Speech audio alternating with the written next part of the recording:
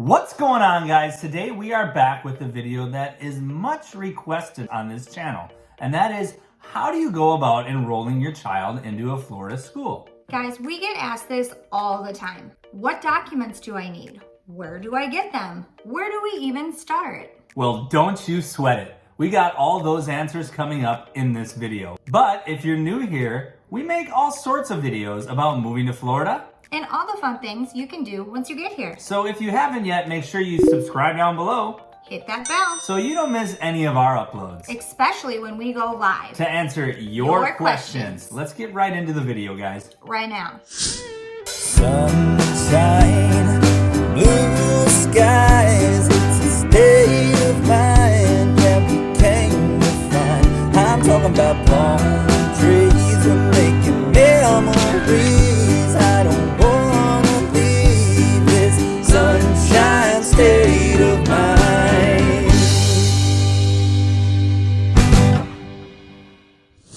Gosh, that song just gets better every time I hear it. It's kind of catchy. It is.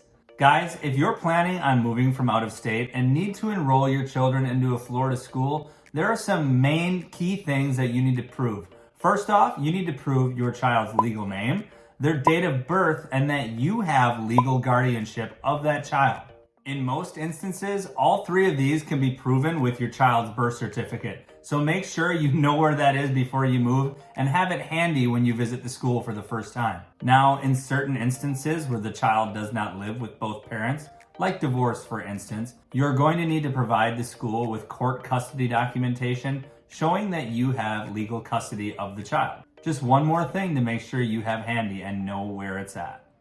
Guys, the next documents that you're gonna need to bring with you are medical records. Now there's a couple different types of medical records that you're going to need to have. First off, you need to make sure that your child has had a physical examination within the past 12 months. These forms then need to be either faxed or mailed over to the school in which you are enrolling in.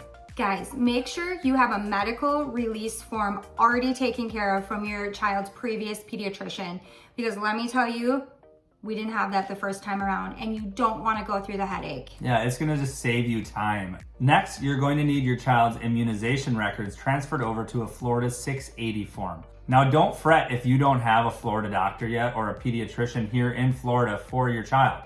Again, if you have the medical release signed, you can have these forms transferred over to any urgent care clinic here in the state of Florida, and they can then put them on the 680 form for you. You then need to take that 680 form and bring it to the school that you are enrolling your child in. Okay, so there are two exemptions that you can have your child start school without having the immunization records, and that is for religious reasons and also medical. Just because your child isn't vaccinated from anything doesn't mean that you can't attend a Florida school.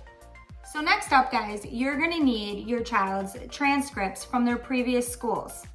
Yeah, that goes kind of without saying, guys. So make sure, again, that you sign the release from your child's previous school, allowing them to release those transcripts to the new school. Very important. And then also, if you have any children with special needs or any special things that they have at school, make sure you get all of that as well, and make sure whatever teacher from the previous school needs to write out forms or any sort of special documents, make sure you have all of that as well. Okay, Lindsay, you kind of stole the thunder from me on that one because that was going to be my next topic. Yeah, like Lindsay said, if you have a child with special needs, anything like that, you're going to need to make sure that you have the current IEP or 504 plan in place and transferred over to the new school. Okay, so this next one is very important and one that often gets forgotten.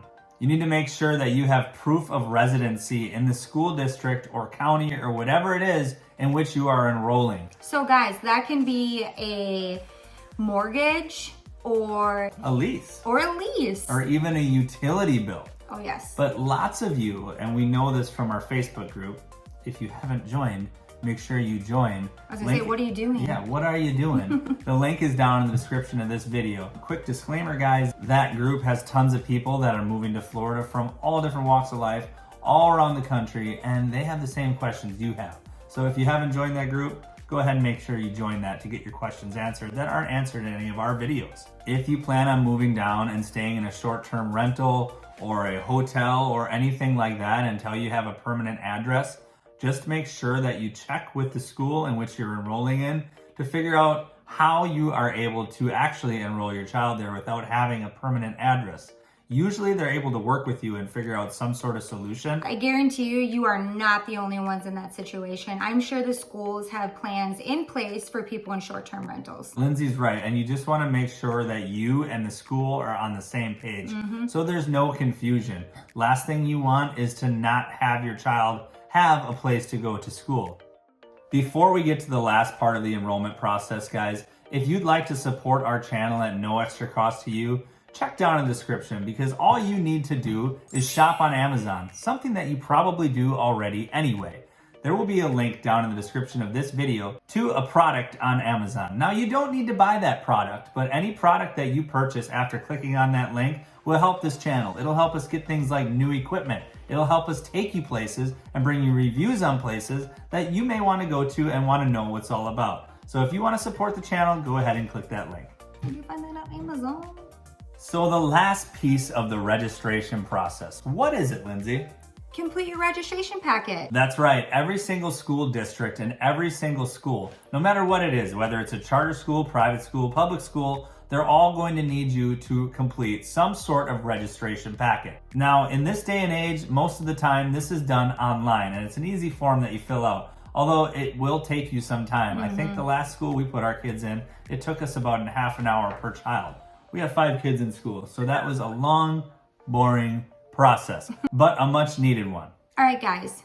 You know Eric and I, and we love our groups. We do. We love groups. We love groups. Especially ours. We're groupies. Anyways, what I want to tell you is one of the best things that helped Eric and I, especially with, we weren't familiar with the Claremont schools. So what did we do? We hopped on the Claremont Mommy's group, parent group, community groups. And this should come as no surprise to you guys. We tell you guys about joining these groups for specific communities in almost every video we do, in almost every live broadcast that we do. So make sure you're doing it. And honestly, like, the Claremont group is the one that helped Eric and I to decide between 2 of the public schools. I mean, they were a huge help in there, and it's just awesome how many people are just willing to help complete strangers. And you need to get in a group. Do it. Do it. But anyways, guys, that is it for this video. We hope that you learned a little bit more about the enrollment process for enrolling your children in Florida schools coming from another state. As always, we thank you so much for watching, and we'll see you next time.